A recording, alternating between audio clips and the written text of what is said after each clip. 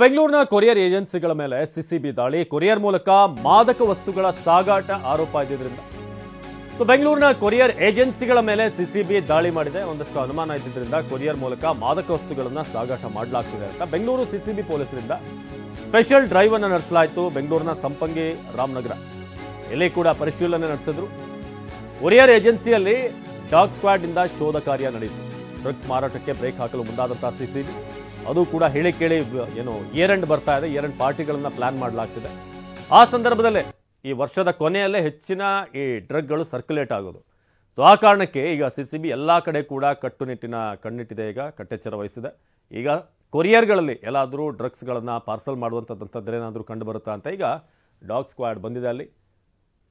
So ಆ ಮೂಲಕ ಕೊರಿಯರ್ನಲ್ಲಿ ಏನಾದರೂ ಈ ಡ್ರಗ್ಸ್ಗಳನ್ನು ಸಪ್ಲೈ ಮಾಡುವಂಥದ್ದು ಆಗ್ತಾ ಇದ್ದರೆ ಅದೆಲ್ಲವನ್ನು ಕೂಡ ಚೆಕ್ ಮಾಡುವಂಥದ್ದು ಆಗ್ತಾ ಇದೆ. ಸೊ ಕೊರಿಯರ್ ಏಜೆನ್ಸಿಯಲ್ಲಿ ಡಾಗ್ ಸ್ಕ್ವಾಡಿಂದ ಶೋಧ ಸಂಪಂಗಿ ರಾಮನಗರದಲ್ಲಿ ಸದ್ಯಕ್ಕೆ ನೋಡ್ತಾ ಇದ್ದೀವಿ. ಸೊ ಇಲ್ಲಿ ಬಂದಿರುವಂಥ ಪಾರ್ಸಲ್ಗಳನ್ನು ಆಫೀಸನ್ನು ಕಂಪ್ಲೀಟ್ ಆಗಿ ಚೆಕ್ ಮಾಡಲಾಗ್ತಾ ಇದೆ. ಅಂದರೆ ಡ್ರಗ್ಸ್ ಮಾರಾಟ ಮಾಡುವಂಥವ್ರು ಬೇರೆ ಬೇರೆ ದಾರಿಗಳನ್ನು ಕಂಡುಕೊಂಡಿರ್ತಾರೆ, ಹೇಗಾದರೂ ಮಾಡಿ ತಲುಪಿಸ್ಬೇಕು ಅಂತ ಈ ಏಜೆಂಟ್ಗಳಿಗೆ, ಪೆಡ್ಲರ್ಗಳಿಗೆ. ಹಾಗಾಗಿ ಬೇರೆ ಬೇರೆ ವಾಮ್ ಮಾರ್ಗಗಳನ್ನು ಇವ್ರು ನೋಡ್ಕೊಂಡಿರ್ತಾರೆ. ಎಲ್ಲಕ್ಕೂ ಕೂಡ ಬ್ರೇಕ್ ಹಾಕೋದಕ್ಕೆ ಈಗ ಸಿಸಿಬಿ ಮುಂದಾಗಿದೆ. ಸೊ ಬಂದಿರುವಂಥ ಪ್ರತಿ ಪಾರ್ಸಲನ್ನು ಕೂಡ ಅಲ್ಲಿ ಚೆಕ್ ಮಾಡಲಾಗ್ತಾ ಇದೆ.